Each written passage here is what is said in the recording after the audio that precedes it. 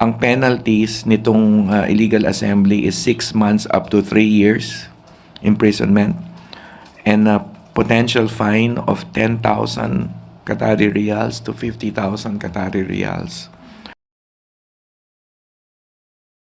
Magandang hapon, Malacanang Press Corps. Welcome muli sa ating press briefing ngayong araw. Makakasama natin ngayon si Department of Migrant Workers Secretary Hans Leo Kakdak para magbahagi ng mahalagang anunsyo. Secretary Kakdak. Maraming salamat, Usec Dale. Upon directive of the President, since he learned about the arrests of the around 20 Filipinos, OFWs, in a resort in Doha, Qatar last March 27, gabi, around 10:30. He immediately directed the Department of Migrant Workers, of course, in partnership under the same one-country team with the DFA and our embassy in Doha, to provide legal and welfare assistance to the 20 who were arrested. More specifically, first and foremost, ang tanong ng Presidente, kamusta na sila? Their welfare, their well-being.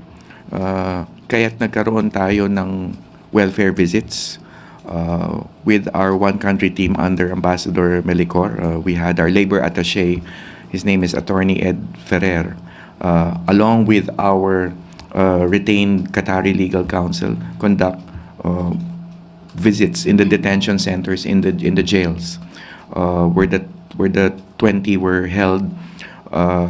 There were 12 males, there are 12 males and 5 females and 3 minors. And of course, we know na unang nakalaya yung 3 minor de edad, naiwan yung 12 kalalakihan and 5 na kababaihan in separate detention or jail facilities. The second and more important, should I say, directive of the President was to secure their immediate release. And with gladness, we report today that, of course, based on the President's directive to secure the immediate release of the 17 who are still detained, the Qatari authorities, in 2 separate batches, the males at around 2:30 a.m. Qatari time, and the females around 4 a.m. Qatari time, were provisionally released pending investigation. So this means they have their liberty pending investigation. They're able to all go home to their respective homes in Qatar, in Doha, and able to spend time for themselves and their loved ones. But at the same time, since they are still subject to investigation, patuloy yung pinag-utos ng ating Pangulo na legal assistance, legal counsel, who will provide the necessary legal assistance to the 17 who are still under investigation. No charges have been filed. In fact, the President, when he gave us instructions to secure immediate release, was pointing out the matter on whether or not charges had indeed been filed. And so our legal counsel in Qatar had put forward this point, and to the Qatari authorities. We're very, very thankful to the Qatari authorities, to the Qatari government, for allowing the provisional release of the 17 as the investigations proceed, and as directed by the President, as legal assistance and welfare assistance will continually be provided to the 17. So yun na lamang po. First question, Jinky Baticados, IBC. Good afternoon po, Secretary.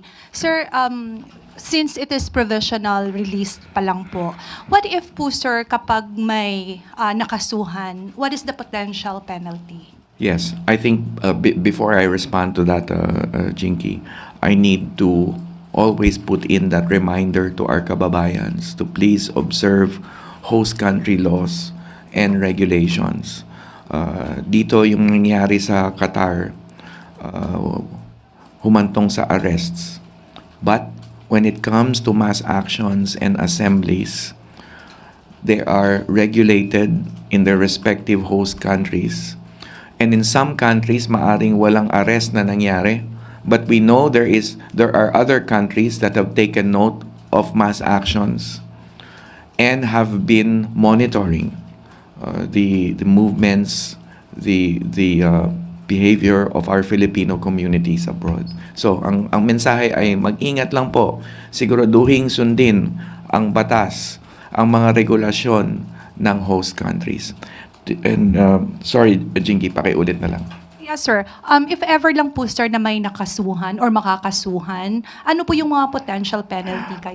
Okay. Ang alleged dahilan ng kanilang pagka-aresto ay yung matter on illegal assembly or gathering without a permit, and gatherings that potentially disturb public security. Ito yung mga aligasyon, okay? Kaya ang legal defense natin will be there ready to defend our 17 from these allegations as directed by the President. So, ang penalties nitong illegal assembly is 6 months up to 3 years imprisonment and a potential fine of 10,000 Qatari Rials to 50,000 Qatari Rials. Subject, of course, to the recommendation of the prosecutor and the discretion of the Qatari Criminal Court. So, yan ang potential penalty. But as I said, part of the legal assistance that have been so carefully directed by the President is to put up the best legal defense for our 17 kababayans. Maricel Halili, TV5. Magandang hapon po, sir. Sir, ano po yung naging argument ng Philippine government or at least yung basis na inilatag natin to convince the Qatari government na bigyan ng provisional release itong 17 Filipinos? Yes, ang main point is yun nga, that they had been detained and an inquiry as whether charges have been filed. Wala pa naman sa ngayon, so perhaps it would be best to secure their provisional liberty in the absence of charges and while investigations are still going on. We know for sure that the Qatari Prosecution Service is still conducting its own inquiry and investigation. Of course, we are also, dahil welfare check ang gusto rin ng ating Pangulo, we want to know for sure if our 17 kababayans are medically safe, are in good physical condition. So in fact, one of the things that we will do, of course, under the leadership of Ambassador Melicor, our labor attaché, will bring in medical help and assistance to check on the 17. So, medical condition would be another argument or point raised there in terms of ensuring that they are all physically in good health. And of course, sir, habang nasa provisional release sila, hindi sila pwedeng umuwi dito. Yes, they could not travel outside of Qatar while the investigations are going on. But ang mahalaga dito, provisional liberty is still liberty. And that's very important to the President, and that was the first and foremost, alongside the welfare aspect, is to secure their immediate release. And sir, just so we can have an idea, usually po ba sa Qatar gaano kahaba yung procedure, yung mga legal procedure nila bago naglalabas ng decision yung korte?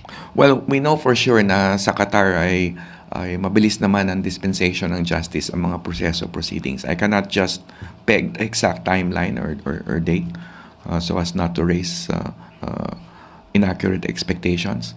But at this stage, rest assured, our legal counsel will also be there to look out for, among other things, yung speed, yung determination ng ultimate findings ng Qatari side para masettle once and for all, no? Yung kasong ito para sa kapakanan na rin ng ating mga kababayan. Tristan Nadalo, Newswatch Plus.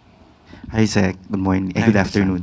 Sir, siguro po meron din kasing mga sentiments online, no, regarding dito sa 17 Filipinos na na-detain na alam naman nilang bawal yung pagsasagawa ng political protest or ng any demonstration, and yet ginawa pa rin po. So nakausap na po ba natin sila on ano po ba yung explanation why they push through with that activity knowing na posible silang maput at risk? Yeah, meron na mga pag-uusap. There were jail visits, no less than 5 jail visits. Again, as directed by the President, number one concern was the welfare side, well-being side. So in line with that, there were jail visits. But I can't get into details at this point. There is an attorney-client relationship that is confidential, and most of the conversations will be related to the legal defense to be foisted in behalf of our kababayan. So I hope you understand muna, hindi ko muna may divulge yung mga exchanges between our labor attaché, our legal counsel, and the OFWs. But right now, they are just given time to, again, rest and spend time and message and communicate with their families. But in due time, of course, Ambassador Melicor and Labor Attaché Ferrer will be meeting them. Again, in should I say, in terms that will be in line with yung preparation also for their defense. So again, a lot of this will be confidential. I hope you don't mind, and I hope you understand. Last follow-up lang. Sir, siguro po kasi syempre, di ba, yung sa iba yung pinaglalaban nila, what kind of message does this send, at least for the Marcos administration, na kahit iba po yung paniniwala ng mga OFW, tinutulungan pa rin po ba Yeah, sila? the message this sends is care for our people, for our OFWs. That's the first thing in the President's mind. I have been personally communicating with him for the last few days, at paulit-ulit niyang sinasabi yung making sure that the welfare, well-being, and the release will be secured. We also have to emphasize that this is mandated under the law. The President very well knows the mandate of the DMW. Parati niya kaming inaalalahanan tungkol sa pangangalaga ng ating mga OFWs, lalo na sa panahon ng matindi nilang pangangailangan. At ito yon, di ba? Second, I always like to point out that there were women and children involved in the arrest. And for a while, mga unang oras, may mga 2 o 3 na hinanap pa kung nasaan sila, yung detention center. So there really had to be interventions made. So we're thankful na nakalaya yung 3 minor de edad. So there really was no other recourse but a humanitarian and legal and welfare assistance course of action that the President had so directed. Reminder na lang, sir, sa mga OFWs na para hindi po umabot ulit sa ganito. Good point. At the same time, paalala po sa ating mga kababayan na sundin ang batas ng host country. Ulitin ko yung sinabi ko kanina, maaring sa Qatar, aresto ang kinaratnan. But remember, hindi kailangang may pag-aresto para hindi maging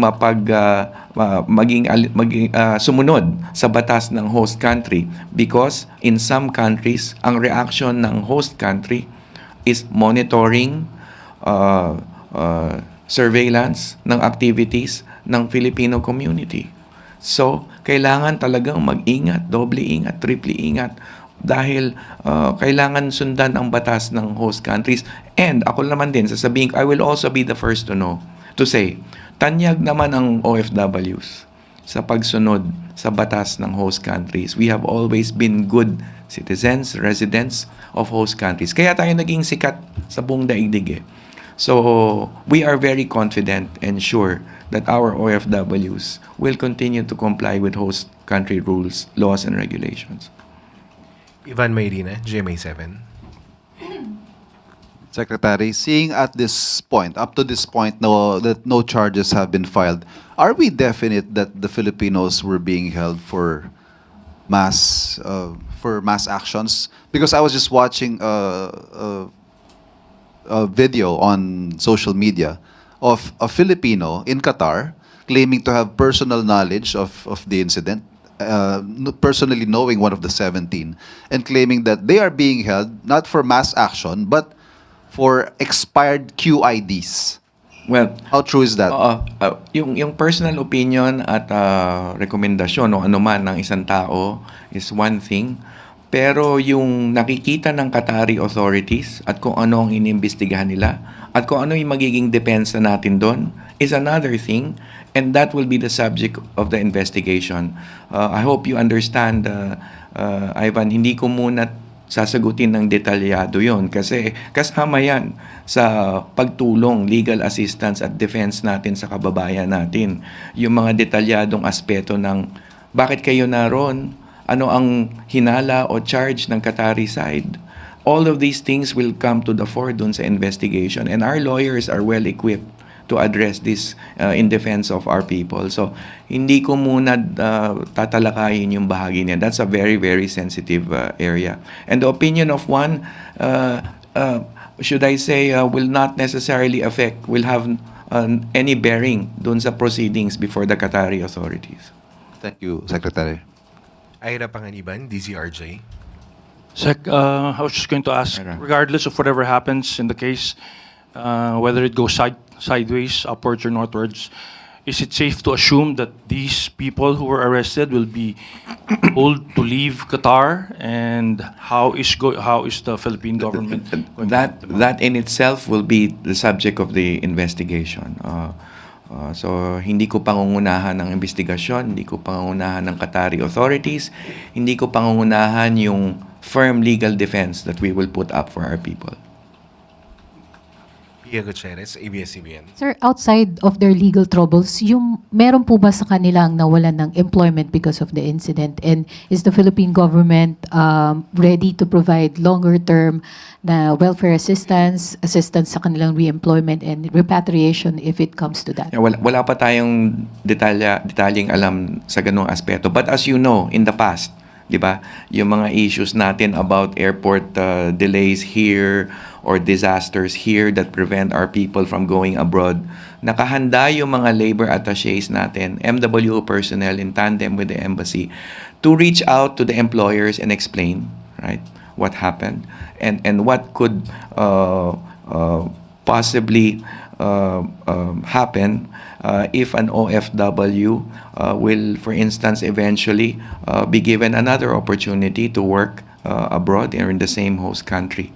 So, wala pa tayong detalye kung ano nangyari sa kanilang employment, but rest assured, our people on the ground will be there to do all they can in terms of reaching out to employers, in terms of how best we could work in the interest of maintaining the employment of our OFWs.